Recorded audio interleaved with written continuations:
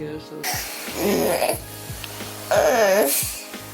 We're going on a date. When was the last time we've been on a date? Oh man, It's been like months, years, 4 months. 4 months. Yeah, oh no, it was before the pandemic. Before the pandemic, way before Christmas. No, I was working during Christmas. January-ish. January? Alright, so a little bit of backstory about us. We've been dating for approximately 8 years, probably a little bit before I started applying for medical school. And then we got married 4 years ago when I was a third year in medical school. We had London when I was a fourth year. No, not London. We had Wyatt when I was a fourth year, and then London when I was in residency. And so I wouldn't say that our relationship has been like super easy. We definitely had our own struggles. What would you say some of our struggles were? Well, communication I suck at, so that's one of the hurdles. Yeah, so if you guys watched our wedding series, there's lots of things that we went through. Like my mom didn't approve. We have lots of cultural differences. Communication was difficult. Having kids, buying a new house, living together for the first time, doing all of that in a residency schedule was kind of insane. Like, I don't know how we did it, but we did. And so today, I think I want to talk to you guys about, like, what truly makes a long-lasting, healthy relationship. Like, what are the key factors that couples should have to be successful long-term? All right, we're going on a date.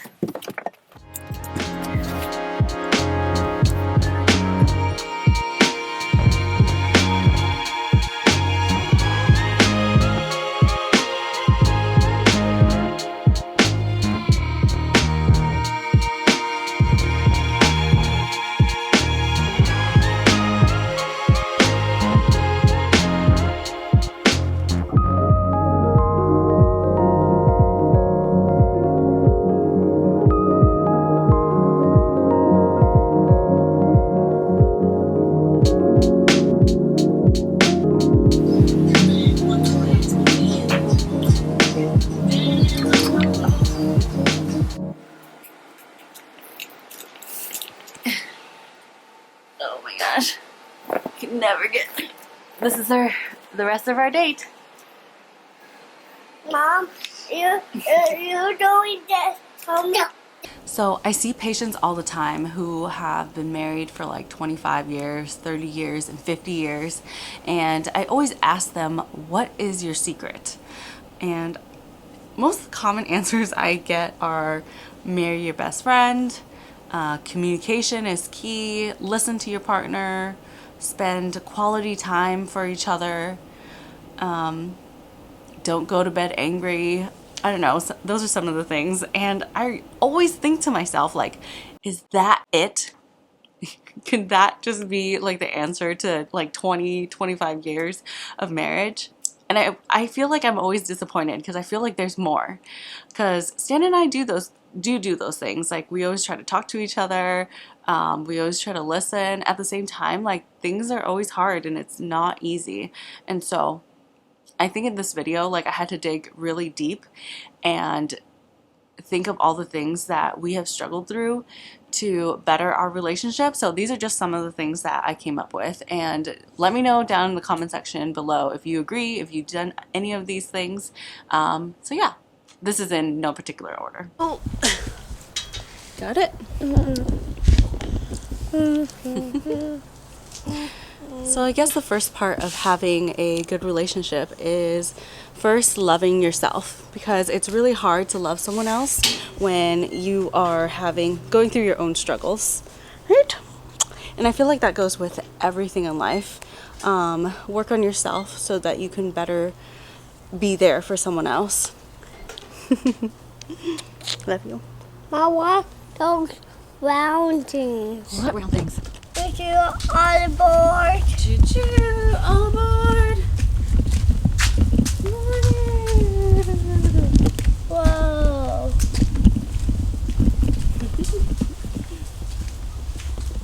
Ooh, this part's in the shade. We like this one, huh?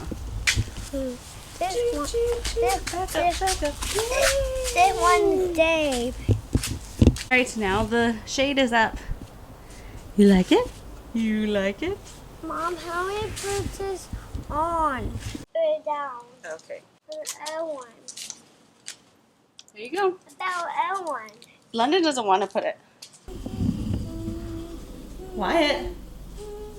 Wyatt, where are you? Hi. You want mommy to push the train?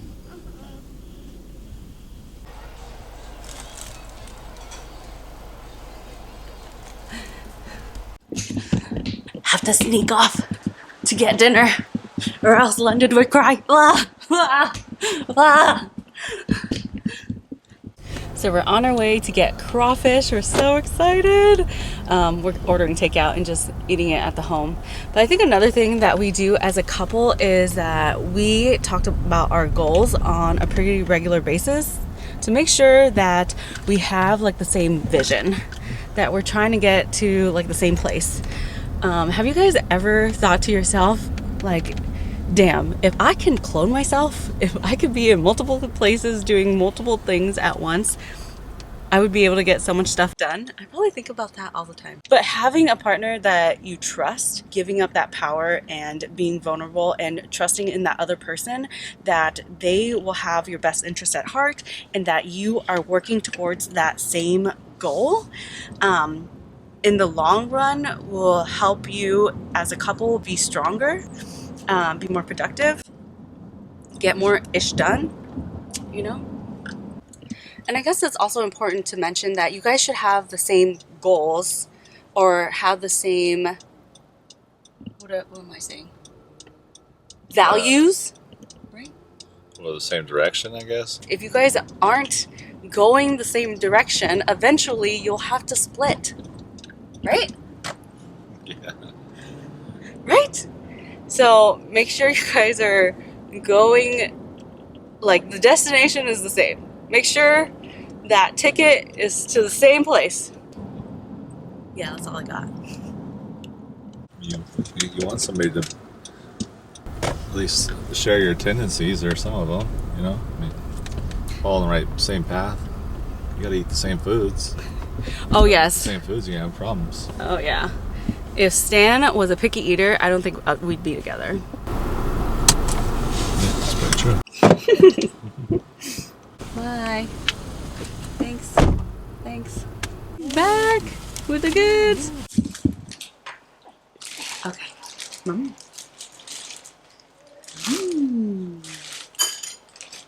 So I've tried to film this clip multiple times and it has been an utter failure. Oh, is it still there? It's still in your face? Oh, I'm gonna do that. Yeah. Love being like, oh, thanks, bro. Hey, bro, no. Bro, what are you doing? What are you doing? Oh my God. What are you doing? But basically, I wanted to talk over one last point before I close out this video, and it is based on this book I recently read called 7 Habits of Highly Effective People or Productive People. Something like that. I'll link it down below. But basically, it was supposed to teach me to be more productive in life with, you know, my other goals. And for some reason, I felt like it changed my perspective on my own relationship, on myself, and how I view the world. One of the main key points in that book was talking about how love is a product and how your relationship is the product producer. And so in order to get more love, you need to basically grow the relationship. I know it sounds really like intuitive, but I think that people miss it a lot of the times when they say that I'm falling out of love with someone, I used to love you but I don't love you anymore, the spark isn't there, or you know, a variety of things of just like, oh, it's not the same as it was before. And I would admit for myself that occasionally it has felt that way, just because Stan and I were growing so much in our relationship. Like, I was going to med school, we had kids, we moved in together. A lot of things have changed, and at some point we stopped putting each other as a priority because there were other things. We had two little humans that we put first all the time. So in our relationship, you know, I find that I get really upset when Stan and I don't spend time together. We're really busy people, and so if he wants to go golf or he wants to hang out with his friends, I tell him, you know, like, it's unfair because I only get one day off a week and I have to watch both kids, and don't we want to spend time together as a family and blah, blah, blah. Like, yes, those things are true, but at the same time, he needs these other things for his own personal health, for him to relax and all those things. For me to be like a supportive wife and to be like, I trust you, go out, do your things, be better, come home and be a better husband and father to me and the kids, is something that I've been trying to change. And for me, it's really hard because of my past experiences, because I feel like doing it this way, you're giving so much or all of yourself and to the other person, and you're trusting that the other person will give that back to you in return. And so it goes back to the first part where you really have to love yourself and to know before you're able to love someone else. So my recommendation for you, if you're in a long distance relationship, or if you're in a rut, or if you feel like you're struggling in your relationship, I recommend this experiment.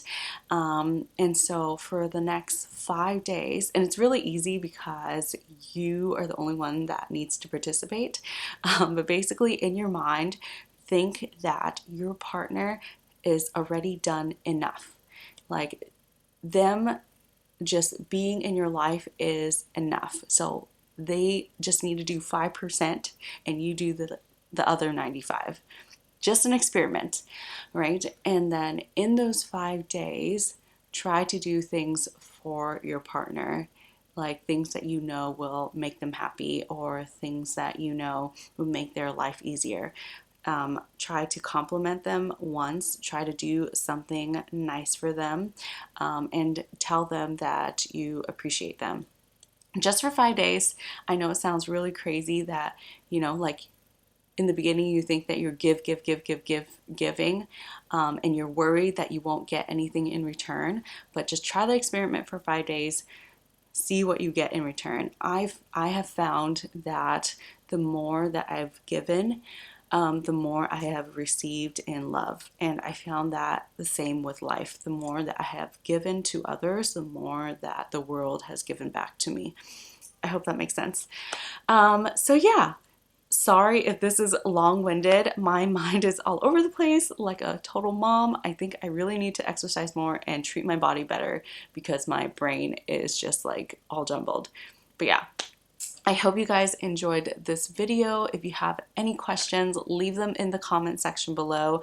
Also, share your tips on successful marriages or relationships or long distance relationships. I love to read those in the comment section below. If you haven't already, give this video a thumbs up.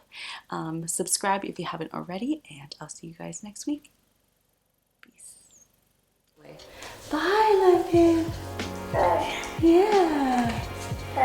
Yeah. No. Oh, Uh-oh. no.